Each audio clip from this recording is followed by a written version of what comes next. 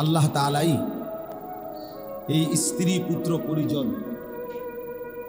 এর প্রতি আগ্রহ দুনিয়ার মধ্যে আমাদের প্রত্যেকের মধ্যে দিয়েছেন, ফলেই দুনিয়া এই পর্যন্ত আগাইছে। কেউ যদি নিজের স্ত্রী সন্তানের প্রতি এবং তাদের উপার্জন, তাদের খাদ্য খাবার সুস্থতা এগুলোর জন্য প্রচন্ড আগ্রহ বোধ না করত, তাইলে মানুষ জন্তু জানোয়ারের মতো। আমার শায়েখ আল্লামা মুফতি মুশতাকুর নবী সাহেব হুজুর প্রায় বলে যে গরু তার মা চিনে না, ছাগল তার বাপ চিনে না, কুকুর বিড়াল তার জন্মদাতাকে চিনে না, তার এটা দরকারও লাগে না, সে তার মতো। কিন্তু মানুষ এরকম না। ওই দেখেন ওই বাচ্চাগুলো, আরে ওই দেখেন, সরাও মিয়াহের সরাও থেকে বসিল।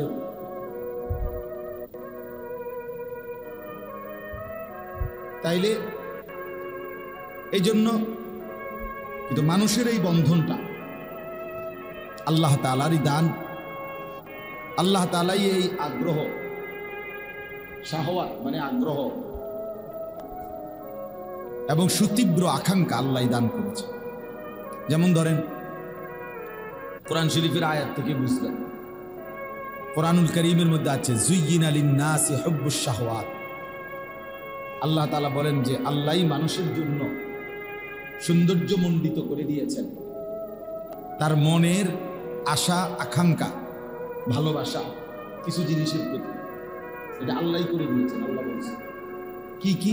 মিনান নিসা, এক নাম্বার তার স্ত্রীদের প্রতি, দুই নাম্বার ওয়াল বানিন সন্তানাদের প্রতি, তিন নম্বর ওয়াল কানাতিরিল মুকান্তারা মিনাদ যাহাবি ওয়াল ফিদ্দা, রাশি রাশি স্বর্ণ রৌপ্য মানে টাকা পয়সা উপার্জন, এটার প্রতি। প্রতিটা মানুষই চায় রোজগার করতে, কামাই করতে, উপার্জন করতে। এই আগ্রহ আল্লাহ বলছেন আমি দিছি। স্ত্রীর প্রতি আগ্রহ আমি দিছি, আল্লাহ সাজিয়ে দিয়েছে। সন্তানাদির প্রতি আগ্রহ আল্লাহ তাআলাই সাজিয়ে দিয়েছে। চার নাম্বার ওয়াল খাইলিল মুসাওয়ামা, চিহ্নিত ঘোড়া, দামি ঘোড়া, সুন্দর ঘোড়া। এখনকার জামানা হলো দামি বাহন, সুন্দর বাহন, একটা ভালো গাড়ি, একটা ভালো সাওয়ারি, সবারই আগ্রহ। চলার পথে একটা আরামদায়ক ব্যবস্থাপনা সবাই চায়, কেমনে গেলে একটু আরামে যাওয়া যায়। এইটার প্রতি এই যে আগ্রহ, এটা মানুষের ভিতরে আল্লাহ বলেন আমি দিয়েছি। ওয়াল আনআম, পাঁচ নাম্বার হলো চতুষ্পদ জন্তুর প্রতি আকাঙ্ক্ষা। এই যে গরু পালে, ছাগল পালে, হাঁস মুরগা পালে, ভেড়া বকরি পালে, এই যে এইভাবে মানুষ, এগুলোর প্রতি মানুষের প্রচন্ড আগ্রহ আছে।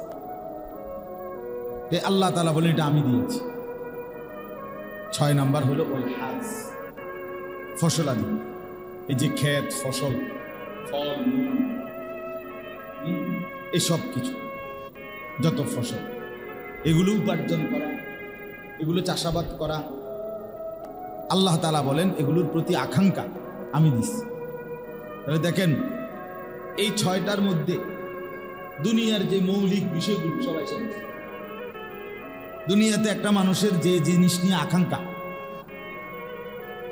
স্ত্রী, সন্তান, জমানো টাকা পয়সা, ভালো সাওয়ারি গাড়ি, চলাফেরার বাহন, চতুষ্পদ জন্তু এবং ফল ফসল, এগুলোর প্রতি আল্লাহ তাআলা বলেন যুয়্যিনা লিন-নাস, আমি আল্লাহর পক্ষ থেকেই এগুলো মানুষের জন্য সাজিয়ে দেওয়া হয়েছে, এগুলোর প্রতি আকাঙ্ক্ষা। তাহলে দুনিয়া আল্লাহ তাআলাই সাজিয়েছেন এবং দুনিয়ার মধ্যে এই ব্যবস্থাপনাগুলো আল্লাহ তাআলাই সাজিয়েছেন। সূরা কাহাফের মধ্যে আছে ইন্না জাআলনা মা আলাল আরদি যিনাতাল লাহা। আল্লাহ তাআলা বলেন এই জমিনের যা কিছু আছে সব আমি বানিয়েছি যিনাতাল লাহা, জমিনের সৌন্দর্য হিসেবে, আমার বান্দার কাছে আকর্ষণীয় করে সুন্দর করে লোভনীয় করে আমি বানিয়েছি। তাইলে এখন দেখেন, উপার্জন, কামাই রোজগার, স্ত্রী সন্তানের জন্য প্রত্যেকটা মানুষের ভেতরেই এই মানসিকতা, এই ইচ্ছা আকাঙ্ক্ষা, এটা আল্লাহ তাআলার দান।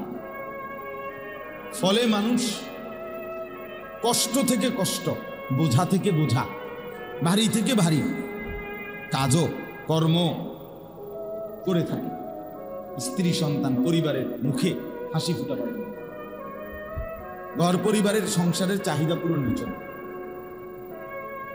বিশেষ করে দেখেন যারা প্রবাসী, এই উপার্জনের জন্য, শুধু উপার্জন, স্ত্রী সন্তান নিয়ে পরিবারের রোজগার, কামাই রোজগার, এদের উপার্জনের জন্য বছরের পর বছর হাজার হাজার মাইল দূরে, লক্ষ মাইল দূরে, পুরা দেশ, পরিবার, বংশ, সমাজ, ঘর সবার থেকে বিচ্ছিন্ন হয়ে মাসের পর মাস, বছরের পর বছর দিন কাটে। সৌদি আরবে আমি এইবারও এমনও ভাই দেখছি, জিদ্দা থাকে 28 বছর ধরে সৌদি আরব, 32 বছর ধরে সৌদি আরব। তাহলে এই বাচ্চারা যদি 14 বছর বয়সে কিংবা 16 বছর বয়সে গিয়ে থাকে, এরপরে যদি আজকে 32 বছর থাকে, তাহলে 32 আর 16 কত হলো?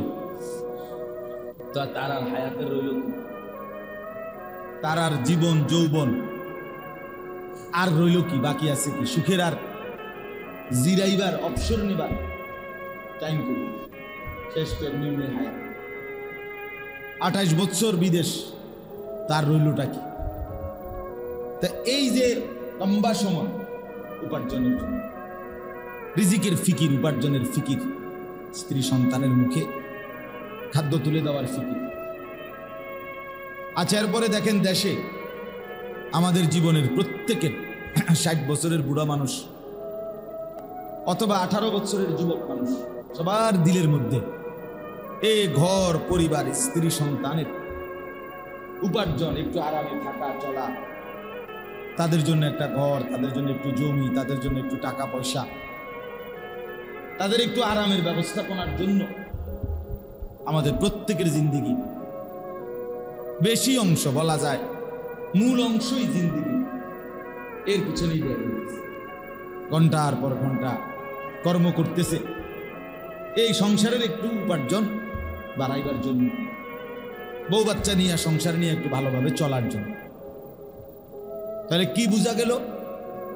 উপার্জনের নেশা, আগ্রহ, আকাঙ্ক্ষা এই দুনিয়াতে প্রত্যেক মানুষের ভিতরে আল্লাহ প্রদত্ত, আল্লাহই দিয়েছেন। তো যেহেতু আল্লাহ তাআলাই দিয়েছেন, স্ত্রী সন্তানের প্রতি আগ্রহ, উপার্জনের প্রতি আগ্রহ, তো আল্লাহ তাআলাই এটার সব রকমের মূল নীতি আল্লাহ তাআলাই বলেছেন। অর্থাৎ আল্লাহ তাআলাই নির্ধারণ করে দিয়েছেন যে তোমার সেই আগ্রহ, আকাঙ্ক্ষা কতটুকু পর্যায়ে বৈধ, কতটুকু পর্যায়ে অবৈধ। আর তোমার সেই আগ্রহ, আকাঙ্ক্ষা তুমি সম্পূর্ণ নিজের কাঁধে, আমি আল্লাহকে ভুলে তুলে নিও না। তোমারে কাজে লাগাইয়া, তোমারে ব্যবসাত লাগাইয়া, তোমারে চাকরিতে ঢুকাইয়া দিয়া, তোমারে বিদেশ পাঠাই দিয়া আমি আল্লাহ বিশ্রামে যাইনি, নাউজুবিল্লাহ, আমি তোমারে ছেড়ে দেইনি, আমি তোমারে ভুলিও না। তোমারে কর্ম বন্টন করে দিছি, কিন্তু মূল রিজিক আমি দিচ্ছি। মূলত দিচ্ছেন কে? কোরআনুল কারীমের মধ্যে আছে, আল্লাহ তাআলা বলেন, ওমা কুন্না আনিল খালকি গাফিলিন। আল্লাহ বলেন, শোনো, আমি আল্লাহ আমার সৃষ্টির থেকে মোটেই গাফিল নই। আমি আল্লাহ গাফিল নই আমার সৃষ্টির ব্যাপার। কয়জন বানাইলাম, কতজন আছে, কতক্ষণ আছে, কে নাই, কে আছে, আমি গাফিল না। এই কায়নাতের মধ্যে যত কিছু আছে, সমস্ত কিছুর নিখুঁত হিসাব 24 ঘন্টা আল্লাহ তাআলার কাছে আছে। আছে কিনা বলে? কোরআনুল কারীমের মধ্যে আল্লাহ তাআলা বলেন, লাকাদ আহসাহুম ওয়া আদ্দাহুম আদ্দা। আল্লাহ বলেন আমি তোমাদেরকে বেষ্টন করে আছি, আল্লাহ বেষ্টন করে আছে সবাইকে, সব কিছুকে। এবং আল্লাহ তাআলা পুরা সেকেন্ড মিনিট জিন্দিগির সব গুনে গুনে রাখছে, গুনে গুনে। তাহলে আল্লাহর নজরে, আল্লাহর হিসাবের আড়ালে আমরা কেউ নই, আল্লাহর সীমারেখার বাহিরে আমরা নই।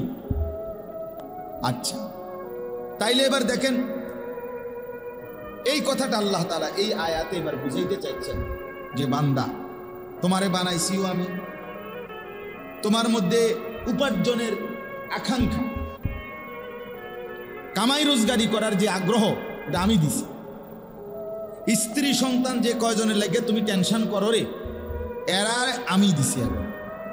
তাহলে যেহেতু সবটা বিষয় আমার দেওয়া, যেই জমিনের উপরে তুমি উপার্জন করবা সেটা আমার, যেই আসমানের নিচে তুমি উপার্জন করবা সেটা আমার, যেই সূর্যের আলোতে তুমি কামাই করবা সেটা আমার, যেই দিনের আলোতে তুমি উপার্জন করবা সেটা আমার। জাআলনান নাহারা মাআশা, আল্লাহ বলেন উপার্জনের জন্যই আমি দিনের আলো বানাইছি, আর বিশ্রাম আর নিদ্রা ঘুমের জন্যই আমি রাত্রি বানিয়েছি। তাইলে আল্লাহ তাআলা বলেন সব যেহেতু আমার, উপরের দিকে যা তাও আমার, নিচের দিকে যা তাও আমার, তুমিও আমার, পরিবারও আমার, অর্থ উপার্জনের এই আগ্রহ এটাও আমার। সব যেহেতু আমার, তাহলে আমার নির্দেশনাটা, আমার ফয়সালাটা, আমার কথাটা তোমার দিলে লাগে না কেন, অন্তরে বসে না কেন? আমার কথাটাকে তুমি বারবার প্রত্যাখ্যান করো। কথা বুঝেন না? যেখানে আল্লাহ তাআলাই বললেন তুমিও আমার, স্ত্রী সন্তানও আমার, আসমান জমিনও আমার, সবই আমার, উপার্জনের আগ্রহ বানাইছি আমি। তাইলে তুমি অন্যায়ভাবে উপার্জন করো কেন? হারাম রোজগার করো কেন? আমার নিষেধ অমান্য করো কেন? আর আমার কথার উপরে তোমার আস্থা নাই কেন? আমি তো বলেছি বারবার যে আমি তোমার স্ত্রী সন্তান যে কয়জন নিয়ে তোমার ফ্যামিলি, এটা আমি দিছি, আমার হিসাব আছে। অতএব আমি আমার হিসাব মতে প্রত্যেকের রিজিক পৌঁছাবো। এটা তুমি বুঝতেছো না, মানতেছো না কেন? তুমি কেন আমার নিষেধ, আমার হুকুম, আমার বিধান লঙ্ঘন করছো কেন? কোরআনুল কারীমের মধ্যে আল্লাহ তাআলা বিভিন্নভাবে আল্লাহ তাআলা কোরআনে কথাটা বলছেন, ওয়া কাদ্দারা ফীহা আকওয়াতাহা।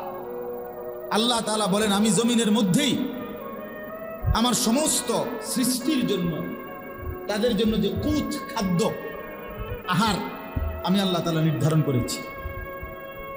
তাহলে আমার জমিনের মধ্যেই আমার মাখলুকের রিজিক আমি রাখছি। কথা বুঝছেন কিনা বলেন? আল্লাহ তাআলা কোরআনে বলেন ইন্না কুল্লা শাইইন খালাকনাহু বিকাদার, নিশ্চয়ই আমি আল্লাহ সব কিছু সৃষ্টি করেছি পরিমাণ মতো। ঘাটতির কোনো সুযোগ নেই, ঘাটতির কোনো কি নাই সুযোগ। ওই এই কোনার ছেলেগুলো বেশি যন্ত্রণা করতেছে নাসির ভাই, দুই একজন ফাজিল আছে, এই দুই একটা ফাজিলের কারণে বাকিরা কষ্ট পাইতেছে। দুষ্ট কোনো সবাই হয় না, এটা নিয়ম। যেই কোনো মজমাতে দুষ্ট কি হয় না, 100 জনে লাইন ধরলে লাইন ভাঙে একজন, 100 জনে কোনো লাইন ভাঙে না, কিন্তু ওই একজনই পুরা 100 জনরে তখন যন্ত্রণা দেয়। সবাই তখন কথা শুরু করে, এই বেটা তুমি লাইন ভাঙছো, এই লাগিয়ে গেল মাছে গেছে। এখানে দুষ্ট একজন বা দুইজন আলগা জিন সোয়ার হয়েছে, এরা বাকিদেরকে যন্ত্রণা দিতেছে জিনের কারণে। এই জন্য তোমরা আপাতত জিন তাড়ানোর জন্য কমপক্ষে আউযু বিল্লাহি মিনাশ শাইতানির রাজিম এটা পড়ো, তো কামে দেখবে জিন যাইবে, আলগা যেটা বর করছে এটা চলে যাবে। তাহলে আল্লাহ তাআলা বলেন ওয়া ইম মিন শাইইন ইল্লা ইনদানা খাযাইনুহু, আল্লাহ তাআলা বলেন এমন কিচ্ছু নাই, আমার এই সৃষ্টিতে এমন কিছুই নেই যার জন্য আমার কাছে অসংখ্য ভান্ডার খনি নাই, এমন কিছুই নেই। মানে তুমি এটা মনে করো না বান্দা ভাতের চাইল আমার কাছে এটা হিসাব করা যে 27 টন 25 টন 200 টন, না না বেটা বেকুব, যে এটাই আমার সবটাই খাজানা, খাজানা, ভান্ডার, ভান্ডার। ওয়া ইম মিন শাইইন ইল্লা ইনদানা খাজাইনুহু, আমার কাছে ভান্ডার আছে বেটা। লিল্লাহি খাজাইনুস সামাওয়াতি ওয়াল আরদ, আল্লাহ বলেন আসমান এবং জমিনের সমস্ত ভান্ডার আল্লাহর নিকট। কার নিকট? লাহু মাকালিদুস সামাওয়াতি ওয়াল আরদ, আল্লাহ বলেন আসমান এবং জমিনের সমস্ত কিছুর চাবি আমার হাতে। কার হাতে? ওয়া ইনদাহু মাফাতিহুল গায়ব লা ইয়ালামুহু ইল্লা হু, না লা ইয়ালামুহা ইল্লা হু। আল্লাহ তাআলা বলেন সমস্ত অদৃশ্য বিষয়ের চাবিকাঠি আল্লাহরই হাতে। লা ইয়ালামুহা ইল্লা হুয়া, তিনি ছাড়া আর কেউ তা জানে না কোনটা কোথায় কদ্দুর। আল্লাহ তাআলা কোরআনুল কারীমের মধ্যে বলেন ওমা তাদরি নাফসুম মাযা তাকসিবু গাদান, কেউ জানে না আগামী মিনিট, আগামী ঘন্টা, আগামী দিন, আগামীর সময়ে সে কি উপার্জন করবে, আমি জানি।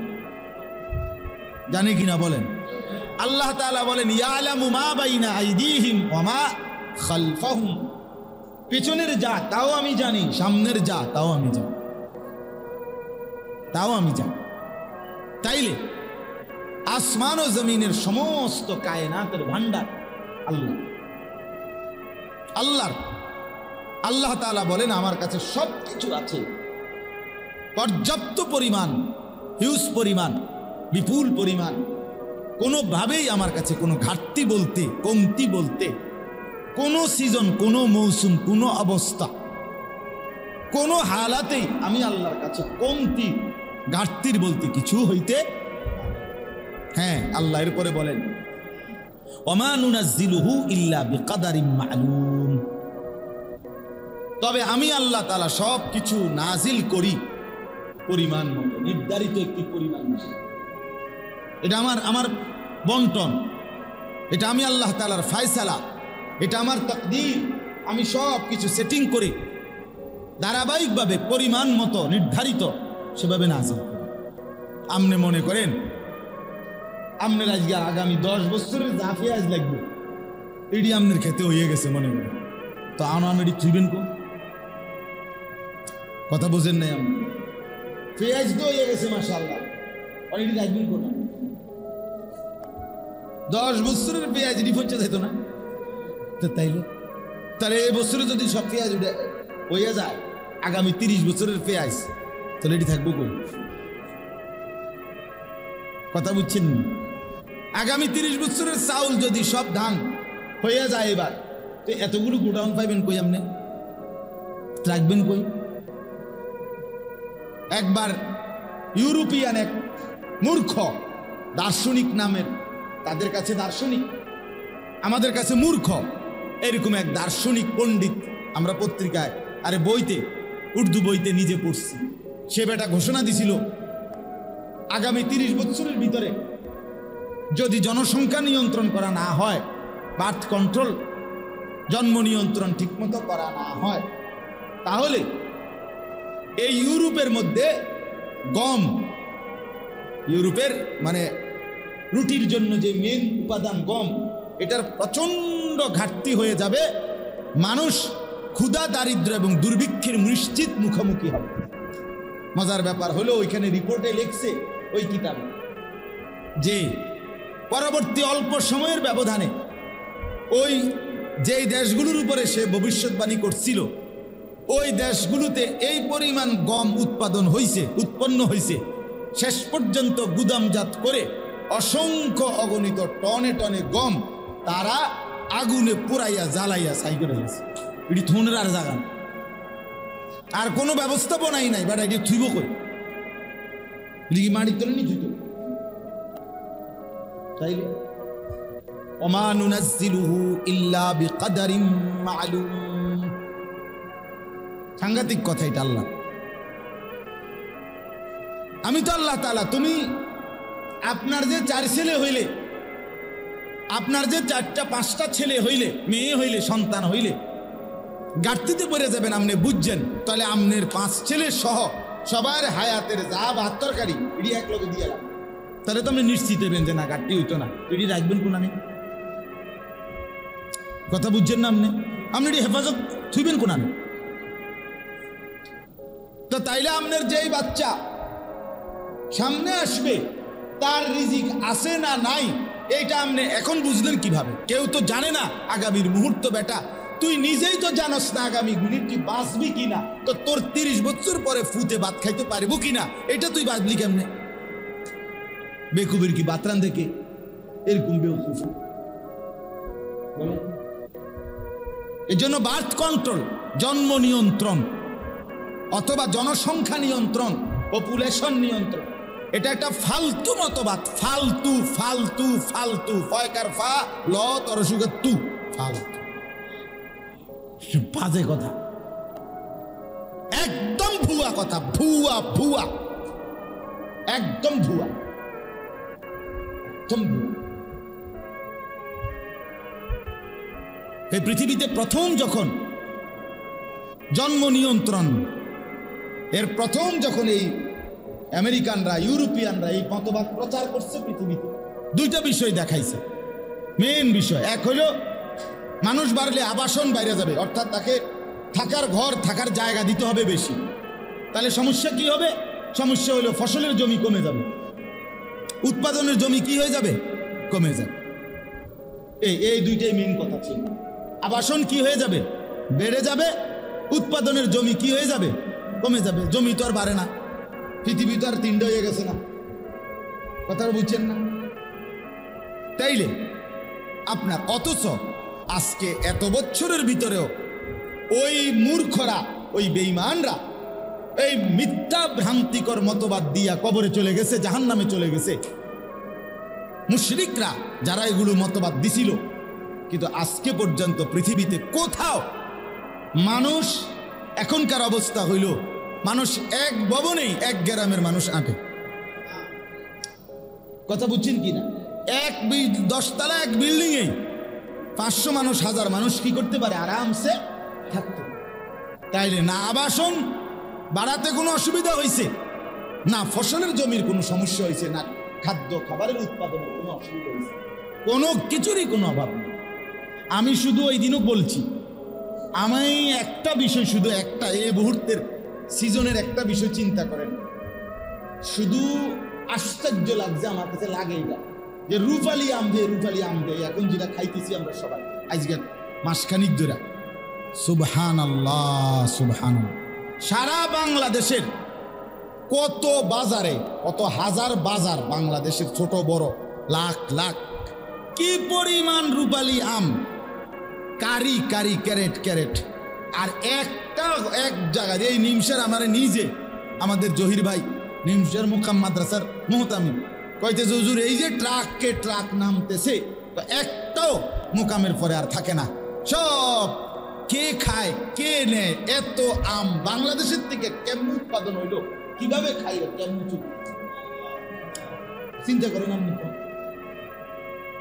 পুরা বাজার দখল দিয়ে লাইছে, কোন আম এখন আর অন্য কোন নামের আমের নামও কইতে না মানুষ। আম কি তার রূপালী, আম রূপালী মানে এই রূপালী, এটাই আম, আবার এটাই মজা। সুবহানাল্লাহ। ওই বেঈমান যদি দেখতো এই জন্ম নিয়ন্ত্রণ, মানুষ বাড়লে সমস্যা হইবে, তারে যদি নিমসের বাজার কদ্দুর বইয়ান যাইতো তে বুঝলি হইল, তুই শুধু আমের ক্যারেটটি গণবি, এরপরে তোর তরকারির ক্যারেট না মামু পরে তোর মাথা দিয়া, তুই আগে শুধু আমের টি গণ, এরপরে না রয়েছে তরকারি। কি সমস্যা হয়েছে বলেন? তা আল্লাহ তাআলা বলেন, আমি আল্লাহ তাআলার কাছে আমার ওয়া ইম মিন শাইইন ইল্লা ইনদানা খাযাইনুহু, আমার জমিন, আমার হিসাব, আমার পরিকল্পনা, আমি রব্বুল আলামিন অপরিকল্পিতভাবে কিছুই করি নাই। আর আমি আমার সৃষ্টির ব্যাপারে আমি গাফিল নই। আমি বানাইছি কয়জন, খাওয়াবো কয়জন, দেবো কয়জন, জায়গা লাগবে কদ্দুর, ফল লাগবে, ফসল লাগবে, খাদ্য লাগবে, কদ্দুর রিজিক লাগবে, কি এটা আমি আল্লাহর কোনো হিসাব ছাড়া এমনি দিয়া অনেকটা ফেঁসে ফিরে গেছি, এইটার নাম বুঝি আল্লাহ? নাউজুবিল্লাহ। এটা কি খামখেয়ালি কথা? এতটা অযৌক্তিক, অবাস্তব, অবান্তর কথা তুলে বলতে। তাইলে এই আয়াতের মূল বক্তব্য হলো, আপনাদের কাছে আমি যে কথাটা বুঝাইতে চাচ্ছি, এই যে কয়জন বসছেন, আমারও এখানে বয়ান করার কথা ছিল না। আমার আজকে বয়ান হলো ছিল গাজীপুর, ঢাকা। জুমার নামাজ পড়াইবার কথা ঢাকা, মোহাম্মদপুর, কোনোটাই হইছে না। দেশের এই পরিস্থিতি, ঢাকাতেও যাই নাই, মাহফিল এলাকাতেও যাই নাই। আমি তো এমনি স্বাভাবিকভাবে চান্দিনাতেও জুমা পড়াই, রেজিস্ট্রি, সাব রেজিস্ট্রি জামে মসজিদে, তো এখানে জুমা পড়াইছি। আজকে আর বয়ান হবে না, ওই মাহফিলগুলো, দুইটা মাহফিলের একটাও। পরে আমাদের মাওলানা ইয়াসিন জাফরি ভাই, মুফতি নাসির ভাইয়ের মাদ্রাসার আজকের এই মজলিস, আমার বড় ভাই আসবেন ইনশাআল্লাহ। এই কারণে ওনারা খুব আবদার করছেন। ঠিক আছে, বলে বলাই দরকার, মালিকের কথা বলতে থাকে, তবে ইধার কবি উধার, কখনো এদিকে কখনো সেদিকে, কখনো একজন কখনো হাজার জন, কখনো ছোট জায়গা কখনো বড় জায়গা, কখনো রাত কখনো দিন, কখনো আলো কখনো অন্ধকার, কবি জমি পর কবি আরশ, কবি দর বদর, কখনো নিচে কখনো উপরে, কখনো দুয়ারে দুয়ারে, মুঝে কোই ঘর নেই। দায়ের কোনো ঘর হয় না। আল্লাহর পথে যে ডাকে তার এত কিছুর কোনো হিসাব লাগে না, বলতেই থাকে, আল্লাহর জন্যই বলতে থাকে। আল্লাহ আমাদেরকে কবুল করে নেন। তো এবার চলেন এই আয়াতের কথা। তাহলে এই যে এতক্ষণের কথার দ্বারা এটা বুঝাইলাম, আল্লাহ তাআলা বলেন জমিনও আমার, আসমানও আমার, মানুষও আমার, পরিবারও আমার, আয় উপার্জনের সব ব্যবস্থাপনাও আমার। অতএব বান্দা, আমি রব্বুল আলামিন আমার সৃষ্টি থেকে গাফিল নই। আমি সকলের সব কিছু বিকাদারিম মালুম, সুনির্দিষ্ট পরিমাণ আমি নির্ধারণ করেছি। ওয়াকাদ্দারা ফিহা আকওয়াতাহা, আমি এই জমিনের মধ্যে প্রত্যেকের জন্য রিজিক, খাদ্য, খাবার কাদ্দারা, তাকদীরের মতো নির্ধারণ করে রেখেছি, সব ফয়সালা করে রাখছি।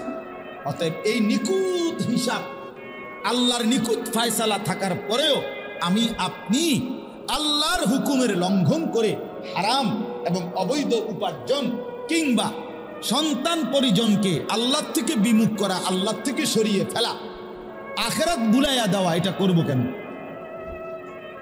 কেন করব? এই আয়াত দেখেন এবার আল্লাহ কি বলেন, ওয়ামা মিন দাব্বাতিন ফিল আরদ। আল্লাহ তাআলা বলেন এই জমিনের মধ্যে, ফিল আরদ মানে জমিন, জমিনের মধ্যে বিচরণশীল এমন একটি প্রাণীও নেই। অর্থাৎ এই জমিনের মধ্যে মানুষ বলেন, গরু বলেন, ছাগল বলেন, হাঁস বলেন, মুরগি বলেন, কুকুর বলেন, বিড়াল বলেন, সাপ বলেন, বিচ্ছু বলেন, পিঁপড়া বলেন, মাকড়সা বলেন, যা বলেন, যা কিছু জমিনের মধ্যে চলাচল করছে, হ্যাঁ, মাটির উপরে হোক আর মাটির নিচে হোক, পাহাড়ের উপরে হোক আর সাগরের গভীরে হোক, এক কথায় আসমানের নিচে যা, সবই তো জমিন। তো এই যা কিছু বিচরণশীল একটাও এমন নেই, আল্লাহ বলেন ইল্লা আলাল্লাহি রিজকুহা, প্রত্যেকটার রিজিকের জিম্মাদারি আমি আল্লাহ নিজে আমার কাঁধে তুলে নিলাম। ওয়ামা মিন দাব্বাতিন ফিল আরদ ইল্লা আলাল্লাহি রিজকুহা, সব কিছুর রিজিক আমার দায়িত্বে, আমি রব্বুল আলামিনের হিসাব সব। তাইলে এবার বলেন, এই এক কথা আমাদের জীবনের ভিত্তি, এই এক কথা আমাদের ঈমানের ভিত্তি। জীবনটা যদি কেউ সহজ করতে চায় তাহলে এই এক কথাই যথেষ্ট। কেন মিথ্যা বলবো, কেন চুরি করব, কেন ডাকাতি করব, কেন সুদ খাবো, কেন কিস্তি নেব, কেন হারাম রোজগার করব, কেন ওজনে কম দিব, কেন ধোঁকাবাজি, বাটপারি, সিটারির ইনকাম, মিথ্যা ইনকাম উপার্জন কেন করব? আমার বউ যেন বেশি খাইতে পারে, আমার ছেলে মেয়ে বেশি যেন খাইতে পারে। অথচ আল্লাহ তো বলছে কসম বান্দা, এক লোকমা, এক জাররা, এক বিন্দু আমার ফয়সালার অতিরিক্ত ভক্ষণ করতে পারবে না। শুধু শুধু শুধু শুধু তুমি শুধু শুধু নিজেরে বরবাদ করলা, শুধু শুধু বরবাদ করলা। রাসূলুল্লাহ সাল্লাল্লাহু আলাইহি ওয়াসাল্লাম বলেন, এবার নবীজির হাদিস শুনেন। আল্লাহর নবী বলেন, আর রিজকু মাকসুম, রিজিক বন্টন করা হয়েছে। আল্লাহ তাআলা প্রত্যেকের রিজিক বন্টন করে রেখেছে। বন্টন, কেউ বেশি খাবে, কেউ কম খাবে, মালিকের ফয়সালা। আপনি যদি বলেন আল্লাহ তারে আপনি বেশি দিলেন, আমারে কম দিলেন কা? আল্লাহ যদি জিজ্ঞাসা করে, মনে করো তোমারে কমে দিলাম, কিন্তু তুমি যে কমই পাওয়ার যোগ্য বা পাইতেই হবে, তোমার এই কমটাই দিতে হইবে, আমি এটার কারণে বাধ্য কা? তখন কি বুঝেন না বিষয়টা? আবার আরে আমি 300 টাকা দিছি, আপনারে 100 টাকা দিছি, আপনি যদি বলেন আমারে 100 টাকা দিলেন, আর আমি যদি বলি তোমারে 100 টাকাই দিতে হইব, এটা কি কারণ? তোমার কি কারণ? কি কারণে তুমি 100 টাকা প্রাপ্য? তোমার কি শরীরটা তোমার, না তোমার আত্মাও তোমার, না আসমান তোমার, না জমিন তোমার, না ক্ষেত তোমার, না উপার্জনের এই ক্ষমতা তোমার? তোমার কি তা? তো তাইলে তোমার 100 টাকা দিলেই কি, 200 টাকা দিলেই কি, 20 টাকা দিলেই কি, তুমি আলাপ করার কি? কথা বুঝছেন না? তুমি তুলনা করার কে? তুমি তুলনা করার, এটা আমার ইচ্ছা, কাকে বেশি দেব কাকে কম দেব এটা আমার ইচ্ছা। আমি অনেক সময় বলি, মনে করেন আমরা অনেক সময় বলি যে আমার উপরে বিপদ আসছে, তো আমি গা খোদা, আমরা বলি যে বিপদ, এই মুসিবত আমারই নি দেখলাম, মুসিবত বুঝি আমি, আল্লাহ আমার কান্দে নি দিল। তা আমি বলি আল্লাহ যদি জিজ্ঞাসা করে, আল্লাহ বান্দা আচ্ছা ঠিক আছে তোমারে না দিয়া অন্য কারে দিতাম, তার নামটা কিন্তু তুমি করছো, আপনি একজনের নাম করছে, এরপরে যদি সে শুনে আপনি হেতের নাম কইছেন, আপনি কি ফিটাটা দিব? কি রে বেটা তুই আমার নাম কইলি কেন? আরে বলবি কি না বলেন না কেন? তাইলে এই কথা বলার কোনো যুক্তি আছে? আপনি যে বললেন আল্লাহ আমারে কম দিলেন, তারে বেশি দিলেন কেন? সে যদি প্রশ্ন করে আমারে কম দিত, এটা তুই চাইলি কেন? কি রে বেটা? এই জন্য আল্লাহ তাআলা বলেন, ইল্লা আলাল্লাহি রিজকুহা, আমি কায়নাতের সমস্ত কিছুর রিজিক আমার হাতে রেখেছি, এটা আমার ফয়সালা, আমার দায়িত্ব, আমি আমার কাঁধে তুলে নিয়েছি, একেবারে ফরজ মনে করে আমি আদায় করছি। সুবহানাল্লাহ। আল্লাহ নবী বলেন, ইন্নার রিজকা লা ইয়াতলুবুল আবদা কামা ইয়াতলুবু আজালু। আমি এই কথাগুলো বলার একটা শেষ 2 মিনিটের উদ্দেশ্য আছে, এটা পরে এক কথা বলবো। ইন্নার রিজকা লা ইয়াতলুবুল আবদা কামা ইয়াতলুবু আজালু। নবীজি বলেন, নিশ্চয়ই কোন মানুষের মৃত্যু যেমন তাকে তালাশ করে বের করে ফেলে, তার রিজিকও তাকে এভাবে তালাশ করে নেয়। আইসিইউর ভিতর থেকেও মালাকুল মউত নিয়ে আসে, ঠিক কিনা বলেন?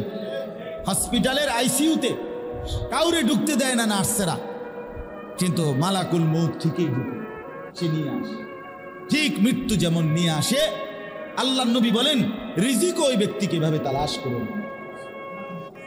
এরপরে দেখেন নবীজি বলেন, ওয়াল্লাহি লান তামুতা নাফসান হাত্তা তাস্তাকমিলা রিজকাহা। নবীজি বলেন আল্লাহর কসম, একটা প্রাণ, একটা আত্মা, একটা জীবিত সত্তা মরবে না তার জন্য বরাদ্দকৃত রিজিক পূর্ণ না করা পর্যন্ত। হাত্তা তাস্তাকমিলা রিজকাহা, তার রিজিক পূর্ণ না করে সে মরবে না, মরার সুযোগ নেই, মরার সিস্টেম নেই, সে বেঁচেও ভোগ করতে পারবে না, আবার রিজিকটুকু না খাইও যাইতে পারবে না। তাইলে আল্লাহ তাআলা বলেন, এখন আপনি আমি বলেন আমরা আল্লাহ তাআলার নিখুঁত হিসাবের মধ্যে এবং আল্লাহ তাআলার পক্ষ থেকে আমাদের জন্য বাধ্যতামূলক রিজিক, আমাদের আয় উপার্জন সব নির্ধারিত, আমরা কেন আল্লাহর নাফরমানি করব? আল্লাহকে বাদ দেব কেন? হারাম কেন রোজগার করব? কেন হারাম রোজগার করব? এলো এক কথা। আচ্ছা, এখানে অর্থটুকুর আরেকটু আছে দেখেন। এরপরে আল্লাহ বলেন, ওয়া আলামু মুস্তাকাররাহা ওয়া মুস্তাউদাহা। মানুষের অবস্থান দুইটা, একটা হলো সাময়িক অবস্থান, একটা হলো দীর্ঘমেয়াদী অবস্থান। সাময়িক অবস্থান হলো হায়াতের এই দুনিয়া, দীর্ঘমেয়াদী অবস্থান হলো কবর। আল্লাহ বলেন সাময়িক এই দুনিয়ায় তুমি কখন কোথায় থাকবা আমি এটাও জানি, চূড়ান্তভাবে তুমি কোথায় দাফন হইবা, কবরস্থ হইবা আমি সেটাও জানি। তাইলে তোমার শেষ সেকেন্ড পর্যন্ত তুমি কোথায় কোথায় থাকবা আমি তাও জানি, আর সর্বশেষ কোথায় তুমি মাদফুন দাফন হইবা আমি তাও জানি। আল্লাহ বলেন আমি শুধু জানি মনে করছো না, কুল্লুম ফি কিতাবিম মুবিন, বরং সমস্ত কিছু আমি রব্বুল আলামিন আমার নির্ধারিত লৌহে মাহফুজের যেই খাতা কিতাব আমার সেই লৌহে মাহফুজের মধ্যে স্পষ্টভাবে লিখে রাখছি। আসবা কোন দিন, যাবা কোন দিন, মায়ের পেট থেকে বের হইবা কোন দিন, আবার এই পৃথিবীর মায়া ত্যাগ করে মৃত্যুবরণ করবা কোন দিন, হাসবা কয়বার, কাঁদবা কয়বার, হাত উঠাবে কয়বার, পা উঠাবে কয়বার, চোখ খুলবে কয়বার, কানে শুনবা কয়বার, আল্লাহ তাআলা বলেন লোকমা মুখে দিবা কয়বার, পানির ঢোক গিলবা কয়বার। খোদার কসম আল্লাহ বলে আমি সব লিখে রাখছি। সব লিখা, হিসাব করে আল্লাহ তাআলা। আমি অনেক সময় বলি আল্লাহ তাআলা কোনো বোর্ডিং চালায় না। আল্লাহ কি চালায় না? বোর্ডিং বুঝেন না? আরে মাদ্রাসার যে বোর্ডিং ছাত্ররা জেনে খায়, আল্লাহ বোর্ডিং চালায় না। বোর্ডিং চালায় না মানে কি? মানে বোর্ডিং এর সিস্টেম হইল, বোর্ডিং যিনি সুপার, যিনি বোর্ডিং বাবুসি অথবা বোর্ডিং এর হিসাব রক্ষক, উনি মাদ্রাসার প্রিন্সিপালের কাছে আইসা বলে হুজুর আজকে কিতা দিতাম, তো উনি জিগায় বাজারে কিতা আছে, আজকে তরকারি কিতা আছে, দুন্দুল আছে, তারপরে দিয়ে আপনি শসিন্দা আছে, লতসিম আছে, ঢেঁড়স আছে, আলু আছে, হ্যাঁ তো দাম কেমন? তো দাম হুজুর মোটামুটি লতসিমটা একটু আলুর লোকে মিলাইয়া দিলে খারাপ হইতো না, দামে ফসাইব, দাও এটা দাও। তাইলে বাজারে কি আছে এটার উপরে ভিত্তি কইরা তাৎক্ষণিক মশওয়ারা কইরা এমনি বোর্ডিং চালায়। আল্লাহ তাআলা কোনো এমন না যে ফেরেশতা এসে জিজ্ঞেস করছে আল্লাহ এই মোট মানুষ হলো 800 কোটি, আজকে সকালের নাস্তা কি দিবা? তা আল্লাহ তাআলা জিজ্ঞাসা করছে ফেরেশতা মোট পরোটা আছে কয়টা, আর এমনি স্বাভাবিক রুটি আছে কয়টা, আর ভাত আছে কয় কেজি, এটা একটা হিসাব দাও। এরপরে ভাগ করে দিতে আছে যে পরোটা খাইব কয়জন, রুটি খাইব, এমনি এটি বোর্ডিং চালাইতেছে নাকি? রব্বুল আলামিন বলেন কুল্লুম ফি কিতাবিম মুবিন, বরং আসমান জমিন সৃষ্টির 50,000 বছর আগে আমি আল্লাহ প্রতি লোকমা, প্রতি ফোঁটা, প্রতি বিন্দু লিখে রাখছি সব। ওয়ামা মিন দাব্বাতিন ফিল আরদি ইল্লা আলাল্লাহি রিজকুহা ওয়া ইয়ালামু মুস্তাকাররাহা ওয়া মুস্তাওদাআহা কুল্লুম ফি কিতাবিম মুবিন। রব্বুল আলামিন বলেন, আবারও সেই আয়াত বলেন ওমা নুনাজ্জিলুহু ইল্লা বিকাদারিন মালুম, আমি সব কিছু নাজিল করি নির্ধারিত পরিমাণ হিসাব করে। ইন্না কুল্লা শাইইন খালাকনাহু বিকাদার, আল্লাহ বলেন আমি সব কিছু সৃষ্টি করেছি পরিমাণ মতে, কোনো অপরিকল্পিত কিচ্ছুই আমার নাই। আমি রব্বুল আলামিনের ভান্ডারে কোনো কমতি নাই। আছে কি? এইবার এই কথাগুলো কেন বললাম, এই আয়াত পড়লাম কেন, কি বলতে চাচ্ছি আমি? 1 নম্বর কথা হইল হারাম রোজগার কেন করবেন। 2 নম্বর কথা হইল ছেলে মেয়েকে দিন থেকে, আল্লাহর কোরআন থেকে, মূল কথা এটা আমার টার্গেট ছিল মূলত এই কথাটা বলা, সন্তানকে, ছেলে মেয়েকে আল্লাহর কোরআন, রাসূলের সুন্নাহ, দিন শিক্ষা থেকে কেন বঞ্চিত। এই কারণে কি যে এইভাবে পড়লে, এইভাবে দিন শিখলে, আল্লাহর কোরআন নবীর সুন্নাহ শিখলে, কোরআন সুন্নাহর ইলম অর্জন করলে ঠিক মতো খাইতে পাবে না, ঠিক মতো দুনিয়ার হায়াত চলবে না, খাদ্যের কষ্ট পাবে, থাকার কষ্ট পাবে, বিয়া করতে অসুবিধা হবে, জিফুত কম হইব, অথবা টাকা পয়সার টানা হেঁচড়া পড়বে, অভাবে পড়বে। এটাই ছিল বিষয়। যদি এইটা মানসিকতা না হয় তাহলে বাচ্চাকে আল্লাহর কোরআন থেকে, যদি এটাও কারণ না বলে আমরা যদি কর না বাতের চিন্তায়, টাকার চিন্তায়, উপার্জনের চিন্তায় আমি আমার বাচ্চাকে কোরআন শিখাই নাই, এই চিন্তায় না, তাইলে তো আপনি চাইতে বড় গাদ্দার যে আপনি আল্লাহ রেখে বিশ্বাসই করেন না, আল্লাহর কোরআন লাগবে এটা মনেই করেন না, তো আপনি কি জাতের মুসলমান? বলে একজন মুসলমান যে তার সন্তানকে কোরআন শিখাইল না, কি কারণ হইতে পারে? দুই কারণ হইতে পারে। এক কারণ হইল ভাত মাছ চাল ডাল চাকরি উপার্জন দুনিয়া চলার ক্ষেত্রে কষ্ট পাবে। কথা বলেন না কেন? এটা একটা কারণ হইতে পারে, এই কারণে পড়াইলাম না। আরেকটা হলো আমি আল্লাহকেই মানি না, কোরআনকেই মানি না, ইসলামকেই মানি না। এটা কিছু কোনো পড়ালেখা আমি এটাই মনে করি। তো কোনোটার অনুমতি আছে কি? কথা বলেন। এই ভাত মাছ চাল ডালের কষ্ট পাবে এই কথাও যদি কেউ বিশ্বাস করে মনে মনে ভাবে তো তার ঈমান থাকবে তো? কথা বলেন না কেন? আল্লাহ তাআলা এতভাবে বলার পরও তুমি বলতে আসো না আপনি ফাইতেন না, তাইলে কোরআনে আছে লা নাসআলুকা রিজকা নাহনু নারযুকুক। রব্বুল আলামিন বলছেন আমি রব্বুল আলামিন স্ত্রী সন্তান পরিজন চালাইতে তোমাদের কারো সাহায্য চাই না।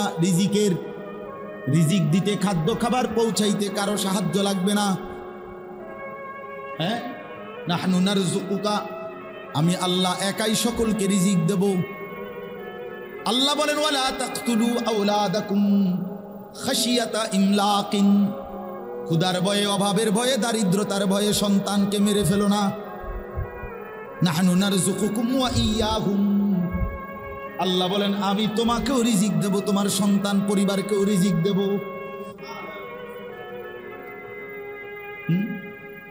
তোমার দাদা মরছে আর তো তোমারে আমি রিজিক দিছি। তোমার বাপ মৃত্যুর পরেও তো আমি আল্লাহ তোমাকে কামাই রোজগারের ক্ষমতা দিয়েছি। তোমার বাপ তো মনে করছিল হেবড়া মরলে আর তুমি কিছু করতে পারতা না, অন করো কেমনে? কথা বলেন না কেন? তোমার বাপের বাপ দাদা তো মনে করছিল হেবড়া মরলে তোমার বাপে কিছু করতে পারবে না, কিন্তু তোমার দাদা মরার পরেও তো তোমার বাপ মৃত্যু পর্যন্ত রোজগার করেছে কিনা বলেন? অতএব কোন যুক্তিতে সন্তানকে দিন থেকে বঞ্চিত করা, আল্লাহর কোরআন থেকে বঞ্চিত করার কোনো অধিকার, কোনো যুক্তি নেই। শুধুমাত্র খামখেয়ালি, গাফলতি অথবা আল্লাহর প্রতি আস্থার অভাব, আখিরাতের প্রতি বিশ্বাসের অভাব, আর কিচ্ছু না। শুধুমাত্র এই ছাড়া আর কিছু না। খাদ্য খাবার রিজিক দুনিয়া কার কতটুকু পূরণ হবে তা তো আল্লাহ তাআলার পক্ষ থেকে ফয়সালা করা আছে, সব নির্ধারণ করা আছে। এই জন্য দয়া করে আপনারা যে কয়জন বসছেন প্রত্যেকের কাছে অনুরোধ, প্রতিটা সন্তানের দ্বীনের পিছনে তার নামাজ, তার আখিরাত, তার আল্লাহর কোরআন শেখা, এক্ষেত্রে মূল দায়ভার শিখলো না, পড়লো না পড়লো না, পারলো না, এক্ষেত্রে মূল জবাবদিহিতা খোদার কসম শুধুই কেবল মা বাবা মূল বিষয়। সাফ কথা মনে রাখবেন। অর্থাৎ কি বুঝাইতে চাইছি বুঝেন নাই? আপনি যদি মনে করেন এই ছেলেটা নামাজ পড়ে নাই কেন, আল্লাহর কোরআন পড়তে পারে নাই কেন, এটা আমগো গ্রামের মসজিদের ইমাম সাহেবের জবাবদিহি করবো হাসরের ময়দানে, জি না, ভুল। আপনি জবাব দিতে হবে। আমগো গ্রামের মাদ্রাসার মুহতামিম সাহেব মুফতি নাসির হে জবাব দিব না, মুফতি নাসিরের আব্বাও জবাব দিব না, আমনে জবাব দিবেন। আল্লাহ নবী সাল্লাল্লাহু আলাইহি সাল্লামের হাদিসটা আমি পড়ছি। নবীজি বলছেন কুল্লু মাউলুদিন ইউলাদু আলাল ফিতরা, প্রত্যেকটা মানব সন্তান আল্লাহর পক্ষ থেকে ইসলাম মানার যোগ্যতা নিয়েই ভূমিষ্ঠ হয়। কি মানার? সৃষ্টিগতভাবে। আমি অনেক সময় আল্লাহ আমাদের খুলনার হজরত, বিশেষ করে বাংলাদেশের অন্যতম একজন বুজুর্গ হজরত মাওলানা মুফতি নুরুল আমিন সাহেব হজরত খুব এটা বুঝায় যে আল্লাহ তাআলা প্রত্যেক মানব সন্তানকে, মানুষকে ইসলাম মানার যোগ্যতা দিয়ে শরীরটা সাজিয়েছেন, গঠন করেছেন, সৃষ্টি করেছেন। হজরত বলেন এইখানে জেদ্দুরে, এইখান থেকে এদ্দুর, এই তালু হাতের জেদ্দুর, মানুষের এই মুখের এখান থেকে এইখান এদ্দুর। অর্থাৎ আল্লাহ যে বলছে দুই হাত দিয়া সমস্ত মুখমণ্ডল ধৌত করা, এটা যে একটা ফরজ অজুর মধ্যে, এইটা জেদ্দুর, এখানে জায়গাটাও এদ্দুর, পানি লইলে এখানে পূর্ণ হবে এদ্দুর। অর্থাৎ আল্লাহ পাক মানার যোগ্যতা দিয়েই শরীরটাকে গঠন করছে। হযরত বলেন যে নাকের নরম জায়গায় এই যে পানি পৌঁছানো ফরজ, গোসলের সময় ফরজ, এখন নাকের নরম জায়গায় পানি পৌঁছাইতে পানি লাগে যেদ্দুর, হাতের কোষ করলে হাতের মধ্যে পানি আটে এদ্দুর, সহজ হিসাব। আল্লাহ তাআলা বলছে তসবিহ পড়ো, নবী গুন্না বিভিন্ন সংখ্যা বলছে 33, 33, 34, কথা বলছে 100 বার, কখনো বলছে 10 বার, আছে না তসবিহ। এখন আমার তসবিহ নাই, সারাক্ষণ থাকার সুযোগও নাই, একটা মানুষের তসবিহ সারাক্ষণ নাও থাকতে পারে, কিন্তু আল্লাহ তাআলা তখন আমি যদি কই আমারে তো আল্লাহ তসবিহ পড়তে কইছে, নবী বলতে বলছে, এখন আমি পড়ার মতো কোনো যোগ্যতা আমার হাতের মধ্যে নাই আঙ্গুলে, কারণ হইলো আমার এই আঙ্গুল দিয়ে এই আঙ্গুলে গুনা যায় না, এই আঙ্গুল দিয়ে এই আঙ্গুলে 33 বার আমি গুনে না। আল্লাহ বলে না না, আমি দেখছো না একটা আঙ্গুল বাঁকা করে দিছি, এইটা দিয়েই তো তসবিহ গোনার মতো যোগ্যতা দিয়েই আঙ্গুল শিখে, ইবাদতের যোগ্যতা দিয়েই আমি কি করছি, নাহলে 4টা আঙ্গুল এদিকে, এটা সমস্যা কি, এটা বেহা হয়ে গেল। আল্লাহ করে না বেহা হয়েছে না, কামই করছে, এটা অনর্থক নয়, এটা অনর্থক। হ্যাঁ, হিসাব করা, হিসাব করা। কুল্লু মাউলুদিন ইউলাদু আলাল ফিতরা। আল্লাহ তাআলা বলেন আমি রুকু সেজদার উপযুক্ত যোগ্যতা দিয়েই কোনই বা কেন কোনই বাঁকা হয়, কেন কোমর বাঁকা হয়, কেন তুমি বসতে পারো, কেন তুমি শুইতে পারো, গরু কেন বসতে পারে না, ছাগল কেন সোজা হইতে পারে না, সাপ কেন সোজা হইয়া দাঁড়াইতে পারে না, এই গাছ কেন বসতে পারে না। হ্যাঁ, আল্লাহ বলেন কোন সৃষ্টি শুধু দাঁড়িয়েই থাকে, আমার কোন সৃষ্টি শুধু উপর হইয়াই আছে গরু ছাগল, আমার কোন সৃষ্টি শুধু বসেই আছে পাহাড়গুলো, আমার কোন সৃষ্টি শুধু শুয়ে আছে যেই সমস্ত কীট পতঙ্গ মাটির সাথে লম্বা হওয়া সাপ বিচ্ছু এগুলো, কিন্তু তুমি দাঁড়াইতেও পারো, উপরও হইতে পারো, বসতেও পারো, শুইতেও পারো। তো তোমার শুধু ভাত পাস, শুধু পেশাব পায়খানা, শুধু যৌন চাহিদা পূরণের জন্যই যদি হইতো, তাহলে ওই গরু ছাগল কুকুর বিড়াল সাপ বিচ্ছু এগুলোর তো আমি এক অবস্থাতে রাখাই, তাদের খাদ্য, তাদের মানে যৌন চাহিদা, তাদের পেশাব পায়খানার প্রয়োজন পূরণ করতেছি, ঘুমের প্রয়োজন পূরণ করতেছি। তো তোমারে কেন আমি আল্লাহ 4 ভাবে বানাইলাম, দাঁড়াইতেও পারো, উপরও হইতে পারো, বসতেও পারো, শুইতেও পারো। রব্বুল আলামিন বলে শুধু ভাত মাছ চাল ডাল, শুধুমাত্র খাদ্য পানি আর ঘুম আর পেশাব পায়খানা আর যৌন চাহিদা পূরণের জন্য নয়, বরং আমার নামাজ, আমার সেজদা, আমার ইবাদত করার জন্য বানাইছি বলেই আমার ইবাদত নামাজের মধ্যে দাঁড়াইতে হয়, উপর হইয়া রুকু দিতে হয়, আত্তাহিয়াতুর জন্য বসতে হয়, সেজদা দিতে শুইতে হয়। এই জন্য আমি আল্লাহ শরীরের গঠনটাই এভাবে বানাইছি। নইলে তুমি নামাজ পড়বা কেমনে, নইলে তুমি রুকু দিবা কেমনে, নাইলে তুমি আত্তাহিয়াতুর জন্য বসবা কেমনে, নাইলে তুমি সেজদা দিবা কেমনে। হ্যাঁ, এই জন্য যেই সমস্ত অপদার্থ নামাজ পড়ে না, এগুলো মানুষও না, ফেলাস্টিকও না। হ্যাঁ হ্যাঁ, আমি তো সবসময় বলি এগুলো যেগুলো বেনামাজি, যেগুলো বছরের পর বছর ফজরের নামাজ পড়ে না, 5 ওয়াক্ত নামাজ পড়ে না, এগুলোকে আফ্রিকার জঙ্গলে কিংবা সুন্দরবনের জঙ্গলে ওই জন্তু জানোয়ারদের সাথে শিফট করলেই ভালো ছিল। তারা ওদের সাথে থাকলে সবচেয়ে আরাম পাইতো, কারণ তাদের সমগোত্রীয় জাতি তারা পাইতো, তাদের মতোই প্রাণী তারা পাইতো।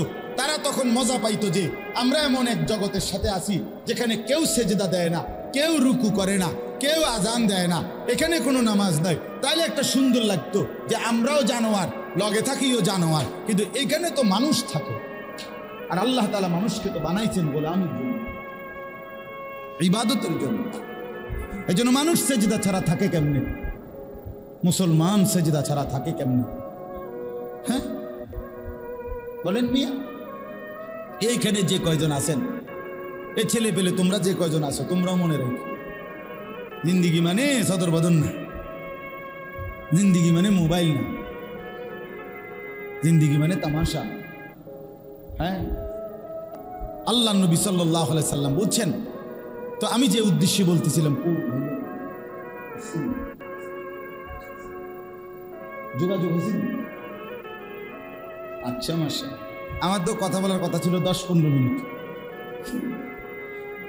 মাশাআল্লাহ। তাইলে এরপরে নবীজি বলেন ফাআবাওয়াহু ইউহাব্বিদানিহি, তাহলে আমার গাড়ি আগায় যাইতে বলেন, আমার গাড়িকে আচ্ছা ফাআবাওয়াহু ইউহাব্বিদানিহি আও ইউনাসসিরানিহি আও ইউমাজ্জিসানিহি। এই কথাটা খেয়াল, আমি যে উদ্দেশ্যে বলতেছিলাম, নবীজি বলেন প্রত্যেকটা মানব সন্তানকে আল্লাহ পাঠাইছিলেন ইসলাম মানার কি দিয়া, আরে কথা বলেন না, কিন্তু অতঃপর তার মা বাপ আবাওয়াহু, মা বাপ ওই বাচ্চাটাকে ইহুদি বানায় দিছে, অথবা খ্রিস্টান বানায় দিছে, অথবা অগ্নি পূজক বানায় দিছে, বেঈমান বানায় দিছে, বেঈমান বেঈমান বেঈমান। 24 ঘন্টায় বড় হাতেরে দেখাইছে, আব্বা আমার এই 60 বছরের হায়াত, 50 বছরের হায়াত, বিড়ি ছাড়া আমি কোনোদিন চলি না, কাজে আগুন ছাড়া কোনোদিন থাইকো না, আর আগুনের সাথে যেন তোমার গভীর সম্পর্ক থাকে, এই জন্য আমি মরলেও তুমি বিড়ি ধরাইবা। নাই তো কি, আগুনের সাথে পরিচয় করাই দিছে, আগুনের সাথে পরিচয় করাই দিছে। আমি থাকতো বাবা, আমি থাকতো ঘরে টেলিভিশন কোনোদিন বন্ধ হইতে দেই নাই, তুমি যদি আমার পুত্র হইয়া থাকো, আমার ঘরে বাপের মতো ফুতের মতো বাপ, তাইলে তুমিও কোনোদিন আমার ঘরে টেলিভিশন বন্ধ হইতে দিবা না। হ্যাঁ হ্যাঁ, মানে কি, উনি তো জীবনে কোনোদিন টেলিভিশন বন্ধ করে যায় নাই, ওনার মৃত্যু পর্যন্ত তো প্রতিদিন কি চলছে, তাহলে উনি ওনার স্ত্রী সন্তান ছেলে মেয়ের জন্য কি এই সবক দিয়ে যায় নাই? এই সবক দিয়ে যায় নাই বলেন তো? আপনি জীবনভর দাড়ি কাটলেন, আপনার সন্তান কি সবক নিবে? আপনি কি শিখায় গেলেন যে বাবা আমি জীবনভর ইহুদিদের মতো খ্রিস্টানদের মতো নিজের চেহারা সুরতকে রাখছি, তুমিও কোনোদিন মুসলমানের সুরত ধরবে না, বেঈমানের মতোই ধরবে। তো নাই তো কি, নাই তো কি, আর নাই তো যে বাবা বিষয়টা কি এই, আমি চলতেছি বাবা বেঈমানদের মতো, তুমি ওইবা জুনায়েদ বাগদাদির মতো, হেতে যদি কত এটা আমনে হইতে অসুবিধা কি? কথা বলেন না কেন? একজন লোক যদি কয় যে বিড়ি খাইতে খাইতে তার ফুতেরে যদি কয় বাবা বড় হইয়া চেষ্টা করিবা, একবারে বাইজিদ বুস্তামি হইবার চেষ্টা করিবা, তো হেই ফুতে যদি কয় আব্বা যে এটা আমনে আমারে হইতে বলতেছেন, এটা আমনে হইতে সমস্যা কি? কথা বলেন না কেন? আমনের গায়ে একা সেটা সয় না, আপনি কে ভালো হইলেন না, আপনি কেন হারাম খাইলেন, আপনি কেন অবৈধ উপার্জন? তাইলে আমার বলার উদ্দেশ্য হইল ওই আগের কথা আবার মিলান। রব্বুল আলামিন রিজিক সবার বরাদ্দ রাখছেন, শুধুমাত্র টাকার জন্য, খাদ্য খাবারের জন্য সন্তানকে দিন থেকে বঞ্চিত করেন না, লাভ হবে না। মা বাবা দায়ী থাকবে, নবীজি বলছেন মা বাবা দায়ী থাকবে।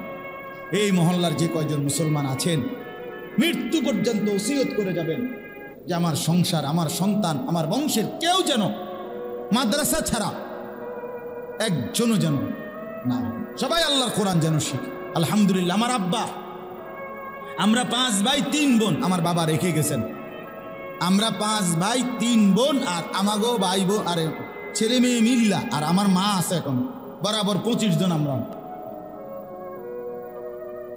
25 জন, আমার গুণা একবারে 25 জন। এই 25 জনের মধ্যে আমাদের 5 ভাই 3 বোন, আমরা হলাম 8 জন, মা হইলে 1 জন, তাহলে 9 জন। তাহলে 25 জনের থেকে 9 গেলে আর কত থাকে? 16, 9, 16 জন। এই 16 জন বাচ্চার একজনও আল্লাহর কোরআন ছাড়া, রাসূলের সুন্নাহ শিখে নাই, কোরআন শিখে নাই, একজনও নাই, একজনও নাই, আলহামদুলিল্লাহ একজনও। এবং আল্লাহর ঘরে এইবারও মক্কায় মদিনায় আল্লাহ যে কয়দিন রাখছে, এইবারও হজ্জে মালিকের কাছে তাওয়াফে আল্লাহর ঘরে বারবার এই দোয়া করছি যে আল্লাহ আমার খানদান, আমার বংশধর একজনও কোরআন ছাড়া না হয়। কোরআনে আছে আল্লাহ নবী ইব্রাহিম আলাইহিস সালাম দোয়া করছেন, ওমিন যুররিয়াতিনা উম্মাতান মুসলিমাতান। ইব্রাহিম নবীর দোয়া, আল্লাহর ঘর কাবা বানাইয়া ইব্রাহিম নবীর দোয়া আছে যে আল্লাহ আমার বংশধর, ওমিন যুররিয়াতিনা, আল্লাহ আমার বংশধরকে সর্বযুগে উম্মতে মুসলিমা আপনার অনুগত বানাইয়েন। ওয়া মিন যুররিয়াতিনা উম্মাতাম মুসলিমাতাল লাক ওয়া আরিনা মানাসিকানা। আল্লাহ আমারে আমার সন্তান বংশধরকে আপনার ইবাদতের, আপনার বন্দিগির সমস্ত নিয়ম কানুন শিখায়া দেন। কেমনে পড়বো নামাজ, কেমনে দেব যাকাত, কেমনে করব হজ, কেমনে করব কুরবানি, আপনার বন্দিগি আপনি শিখায়া দেন। অতুবা আলাইনা, যা কিছু ভুল ভ্রান্তি গুনাহ নাফরমানি তওবা করছি মাওলা, আপনি মাফ করে দেন। ইন্নাকা আনতাত তাওয়াবুর রহিম, আপনি তো সবচেয়ে বেশি তওবা কবুলকারী, আপনি দয়ালু মেহেরবান। আরো শুনেন, আরো শুনেন, আল্লাহর কোরআনে আল্লাহ বলেন ইব্রাহিম নবীর আরেকটা দোয়া। ইব্রাহিম নবী আল্লাহর কাছে দোয়া করে বলেছেন, রব্বি জাআলনি মুকিমাস সালাহ, আল্লাহ আমি ইব্রাহিমকে মৃত্যু পর্যন্ত পূর্ণ নামাজি বানান। কি বানান? কি বানান? সবাই বলেন, ওয়া মিন যুররিয়াতি, ওয়া মিন যুররিয়াতি, সাথে সাথে বললেন এবং আমার বংশধর সন্তানাদিদেরকেও নামাজি বানান। রব্বি জাআলনি মুকিমাস সালাতি ওয়া মিন যুররিয়াতি, আল্লাহ আমাকেও নামাজি বানান, আমার সন্তানদেরকেও নামাজি বানান। এরপরে মজার বিষয় হইল, ইব্রাহিম নবী এরপরে আরো দোয়া করছে, আরো অনেকগুলো দোয়া এরপরে আছে কোরআনে ইব্রাহিম নবীর দোয়া। কিন্তু এই কথাটা বলে যে আল্লাহ আমাকে নামাজি বানান, আমার সন্তানদেরকেও নামাজি বানান, এইটা বলে আবারও বলছেন রব্বানা ওয়া তাকাব্বাল দুআ, আল্লাহ বাকিগুলো দোয়া যা করব সেগুলো পরে শুনেন, পরে কবুল করেন, এটা কিন্তু এখনই কবুল করে নেন। আল্লাহ এখন এটা আগে এটা কবুল করছেন নি কোন, আগে এটা ক্লিয়ার করেন, ফলটি করুন। বুঝলেন না? একসাথে 13 মিনিটের দোয়া যা কইছি আল্লাহ, ভাত মাছ চাল ডাল কাঁথা বালিশ সব দিয়ে এক লগে দিয়ে, না না, ইব্রাহিম নবীর কথা যে এইটা আগে আলাদা দোয়া, যে আল্লাহ আমাকেও নামাজি বানান, আমার সন্তানদেরকেও নামাজি বানান।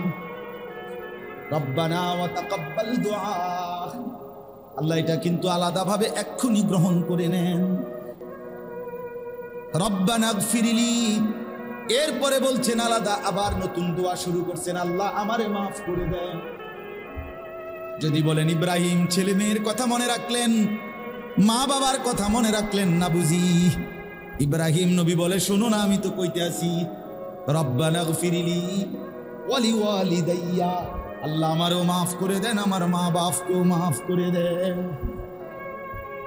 যদি বলি ইব্রাহিম নবী বাপ মার কথাও মনে রাখলেন, জিফুতের কথাও মনে রাখলেন, সমস্ত ইমানদার মানুষের কথা বুঝি ভুলে গেলেন? আল্লাহ বলেন না না, ইব্রাহিম নবী বলে না না, শোনো না আমি এরপরে কি বলি, ওয়ালিল মুমিনিনা ইয়াউমা ইয়াকুমুল হিসাব, আল্লাহ সমস্ত মুমিনদেরকেও মাফ করে দেন। আর কি বাকি? ইয়াউমা ইয়াকুমুল হিসাব, যেদিন হিসাবের দিন হবে সেদিন আমারও মাফ করেন, মা বাপকেও মাফ করেন, সমস্ত ইমানদার মুমিনদেরকেও মাফ করে দেন। হ্যাঁ, এই জন্য বাপ ফিকির চাই, ফিকির চাই, দিন শিখান সন্তানকে, দিন শিখান।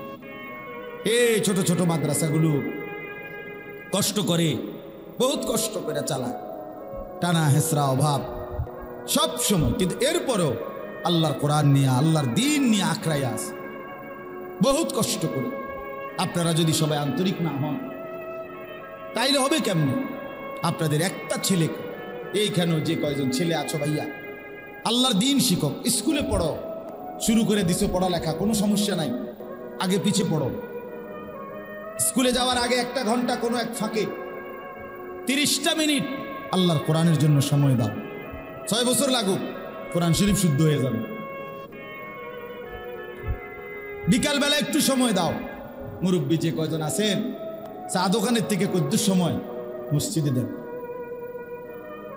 বনবিড়ি আর চা বিস্কুটের এই ফালতু সময় থেকে বেহুদা সময় নষ্ট না করে আল্লাহর কোরআনের জন্য কিছুটা সময় দেন, বরকত হবে, হায়াতের দাম বাড়বে, আখিরাতে সুন্দর হবে। স্ত্রী সন্তান পরিজন দিন পাবে। প্রত্যেকেই তার বাবা মাকে অনুসরণ করে, আপনি না বললেও সে আপনাকে অনুসরণ করে, এটা বাস্তব। আমার ছোট ছেলে আপনার সাফওয়ান, আমার 2 ছেলে, ছোট ছেলে সারাক্ষণ বাসায় নামাজের মুসল্লারে ভাঁজ করে, টুল আছে টুলের খাড় করায়, ওয়াজ কি ওয়াজ, কেউ বোঝে না হেতে কি কয়, আল্লাহ কইতে পারবে। আমার বড় মেয়ে, আমার বিবি অনেক বাড়িতে জানারে হেতে কি কয়, হেতে কি কয়, কিন্তু মাগার উড়ে এলায় সব। হ্যাঁ, সে তো তার বাবা, আমি সে তো দেখছে আমারে, দেখছে, তাহলে বোঝা গেল সন্তান তার বাবাকে কি করে, ফলো ফলো। আমার বড় মেয়ে, আমার বিবি সব সময় হিজাব পরে, বোরকা পরে, হিজাব। আমি এ পর্যন্ত আলহামদুলিল্লাহ, আজকে আমার ছোট্ট মেয়ে বয়স 3 বছর, সেপ্টেম্বরে পূর্ণ হবে। এর মধ্যে কথা বলার পর থেকে যে কয়বার উমরায় গেছি, একবার হজে গেছি, একবার মোটামুটি এর বুঝের কিছুটা বুঝের এই 3 বছরের ভিতরে বয়সের 2বারই আমি আমার এই ছোট্ট মেয়েটাকে মোবাইলে যতবারই জিগাইছি মক্কা মদিনা থেকে, আব্বু তোমার জন্য কি আনতাম, এক কথাই বলছে হিজাব হিজাব, আব্বু হিজাব, আমি হিজাব হিজাব। এবং বাসার গেইটের কোনোভাবে এই পাশে আনা যাবে না হিজাব ছাড়া। বাইরে যাইতে হইলেই তার মাথাতে এটা কি দিতে হবে, সে বুঝে, তার মা, তার বোন, সে তাদেরকে দেখে অনুসরণ করে। তাহলে প্রতিটা সন্তান মা বাবাকে কি করে বলেন, অনুসরণ করে। এই জন্য মা বাবার জিম্মাদারি এটা, সন্তানকে দিন দেওয়া, সন্তানকে দিন দেওয়া। আল্লাহ তাআলা রিজিকের জন্য ঠকাবে না, খাদ্য খাবারের জন্য আল্লাহ ঠকাবে না। রিজিক বন্টন করে আল্লাহ এখানে বলছেন, আমি সকলের রিজিকের ফয়সালা আমি আল্লাহ আমার দায়িত্বে তুলে নিলাম, আমার কাঁধে তুলে নিলাম। এই জন্য আমরা প্রত্যেকে ইনশাআল্লাহ চিন্তা করেন, ফিকির করেন, আমরা প্রত্যেকের ইনসাফের সাথে আমাদের মধ্যে এই ভাবনা আমরা ভাবেন। দেখেন 2টা শব্দ এখানে গুরুত্বপূর্ণ। একটা শব্দ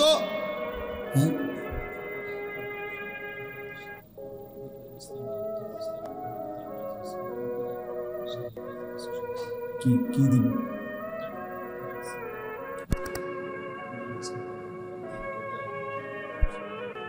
কিচ্ছুই তো ভাইয়া কাছে আসছে। আচ্ছা, একটা ছোট্ট বিষয়, এটা যদি আপনাদের দিলে সুবিধাজনক হয়, সামর্থ্য মানসিকতা যেটুকুই হয়, মাদ্রাসার একটু জরুরত আছে। মাদ্রাসার সিঁড়ি এবং কি রঙের কাজ, মাদ্রাসার সিঁড়ি এবং রঙের একটু কাজ আছে। তাইলে এইটার জন্য আপনারা কেউ উঠাউঠি করেন না। আমার পরম শ্রদ্ধেয় বড় ভাই, ভাইয়া আমার উস্তাদও, ভাইয়া আমার ছোটবেলায় পড়ালেখা করাইছে আদর করে, প্রথম জীবনের প্রথম প্রাইমারি স্কুল পাশ করার পরে ভাইয়া কুলে করে আমারে মাদ্রাসায় দিয়ে আসছে। নোয়াখালী লক্ষ্মীপুর টুমচর মাদ্রাসা, বাসের সিটে বসায় নাই, ভাইয়ের কোলে বসাইছে, বসাইয়া মাদ্রাসায় 4র্থ শ্রেণীতে ইয়াজদাহুম ভর্তি করাই দিয়ে আসছে। এরপর আবার ভাই 1.5 মাস পরে গিয়ে আবার আনছে মাদ্রাসার থেকে। প্রথম 2-3 বছর ভাইয়াই আমার সব জায়গায় নিয়ে যাইতো, আনতো। এবং আমার অনেক শ্রদ্ধেয় আমাদের গোটা ফ্যামিলির, আমার যেহেতু আব্বা 2015 সালে ইন্তেকাল করছেন, এরপরে বড় ভাই আমাদের মুরব্বী অভিভাবক। ভাইয়া ইনশাআল্লাহ কথা বলবেন সংক্ষিপ্ত। কয়েকজন ছাত্রকে কি দিবে, সবক না দিবে না পাগড়ি, সবক দিবে। আর সবক দিবে মনে ভাই, সবক দিবে কয়েকজন ছাত্রকে, এরপরে দোয়া করবে। এই জন্য আপনারা উঠেন না, অল্প একটু সময় কথা বলবে, কিন্তু মাঝখান দিয়ে যদি মনে করেন নগদ হোক অথবা পরেই হোক, যেমনি সুবিধা হয়। এই 2টা মিনিট চলে আসছেন ভাইয়া, আসতে আসতে মাদ্রাসার এই রং এবং সিঁড়ির এই কাজের জন্য যেটুকু টাকা, যাই আপনাদের মন হয় একটু বলবেন কিনা বলেন, বা দিবেন কিনা। যদি কেউ দেন ইনশাআল্লাহ বরকত হবে, অথবা যদি সবসময় দিছেন, আগেও দিছেন, আমি তো এই মাদ্রাসায় আরও আসছি, আমার খুলনার হজরত আসছে, আমার শায়েখ আসছে, হ্যাঁ, অনেক বড় বড় ওলামায়ে কেরাম কিন্তু এই মাদ্রাসায় আসছে আল্লাহর দয়া। এই জন্য আজকেও অনুরোধ করতেছি, কেউ বলবেন কিনা যে পরে ইনশাআল্লাহ আমি 1000 টাকা দেবো বা 2000 বা 500 টাকা, আল্লাহ বরকত দেবে ইনশাআল্লাহ। বলেন নামটা লিখে নিন। কি নাম আপনার? ফরিদ আহমদ মুন্সি ভাইয়া 1000 টাকা দিবে, আল্লাহ কবুল করে। মাশাআল্লাহ। আর কেউ বলেন? আল্লাহ বলেন। মাশাআল্লাহ। চাচাজানের নাম কি? জি, হাজি শহীদ। মাশাআল্লাহ। চাচাজান দিবে 1000 টাকা, আল্লাহ কবুল করে। যাই হয়, যেটুকুই হয়, অংশগ্রহণ হইল। বলেন 500 টাকা হইলে 500 টাকাই বলেন, নগদ হইলে নগদ দেন। হ্যাঁ, মাশাআল্লাহ। আল্লাহ 1000 টাকা দিয়েছে।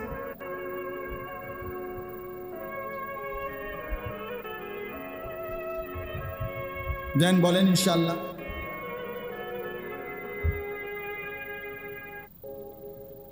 আল্লাহ তাআলা আপনাদেরকে তৌফিক দান করেন।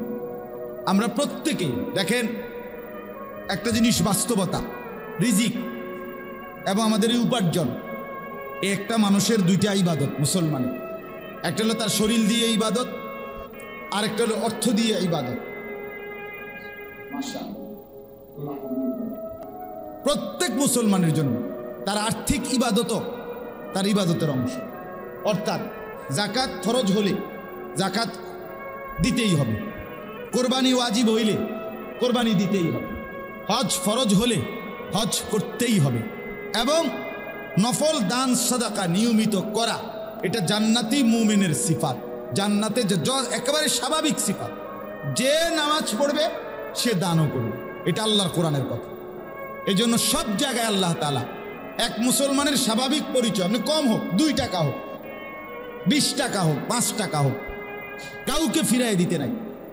এই যে আমরা অনেক সময় অভাবী কোনো মানুষ দেখলে কত কত মন্তব্য করে, টাকা দিব না 5 টাকা, এবার মন্তব্য। হ্যাঁ, কিতা করে, উনানে নিয়ে টিয়া খরচ করে, সুদে লাগায় না, হেবটা মনে করেন আব্দুল কাদের জিলানী। মানে উনি ওনার টাকা পয়সা চলা ফেরা, উঠা বসা, নড়া চড়ার মধ্যে কোনো গুণে বলতে কিচ্ছু নাই, মাকরু নাই, সমস্ত দোষ ওই বেড়া। এই যে বেড়ার সব দোষ না, উনি একেবারে জিন্দাউলি, বুঝছেন না? এটা না, বরঞ্চ কোন ব্যক্তি, এটা আমাদের জন্য উচিত, মুসলমান মাত্রই দান করে, মুসলমান মাত্রই সেজদা করে। কোরআন শরীফে আছে রাত গভীরে যে তাহাজ্জুদ নামাজ, আল্লাহ তাআলা কোরআনের যেই আয়াতে তাহাজ্জুদ নামাজের কথা বলছে, ওই আয়াতেও অমিম্মা রাযাকনাহুম ইউনফিকুন, আল্লাহর রাস্তায় দান করার কথা বলছে। বিশ্বাস করে তাহাজ্জুদ নামাজ মানে রাত গভীরেও যদি কেউ সেজদা করে, উচিত ওই সময়ও আল্লাহর রাস্তায় সাদাকা। আমার ছোট্ট জীবনে আমার একটা ছোট্ট আমল আছে, চেষ্টা করি মাঝে মধ্যে। আমি বেশিরভাগে তো রাত 2টা-3টা বাজে, যখন মাহফিল থেকে কখনো কোথাও দূর থেকে ফিরলে, টোলের জায়গায় যেখানে টোল নেয় ব্রিজের, ওইখানে অনেক ফকির থাকে, গরিব মানুষ থাকে।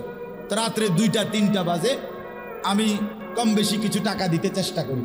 তো আর মনে মনে ভাবি যে আল্লাহ যে বলছে রাত গভীরে আমার বান্দা দান করে, এই সবটা আশা করি পাবো। তো এই জন্য মাশাআল্লাহ আল্লাহ কবুল করে। 500 টাকা দিয়েছেন, 200 টাকা দিয়েছেন, আল্লাহ তাআলা আপনাদেরকে ভরপুর বরকত দান করেন, আল্লাহ তাআলা আপনাদেরকে কবুল করেন, মঞ্জুর করেন। আমরা প্রত্যেকে ইনশাআল্লাহ সন্তানদেরকে দিন শেখাবো। একজন সন্তানকেও দয়া করে বঞ্চিত করবেন না। এখানে যে বাচ্চাগুলো মাদ্রাসায় পড়তেছে, আলহামদুলিল্লাহ আপনাদেরই মহল্লার ছেলে, আপনাদেরই মানুষ, আপনাদেরই সন্তান। আজকে হয়তো মনে হইছে ছোট্ট, স্বাভাবিক, কিন্তু একদিন বুঝবেন, একদিন ভাববেন, অবশ্যই মনে করবেন, দেখবেন যে এরাই আখিরাতে আপনার নাজাতের উসিলা হবে। আমার বাপ, আমরা কিতাবে পড়ছি, এক ঢোক পানি, এক চুমুক দুধের বরকতেও অনেককে আল্লাহ তাআলা জাহান্নাম থেকে মুক্তি দিয়ে দিবে। এই সামান্য অজুর পানি আগায় দিছে এই বরকত। আল্লাহ তাআলা আমাদেরকে তৌফিক দান করেন, কবুল করেন।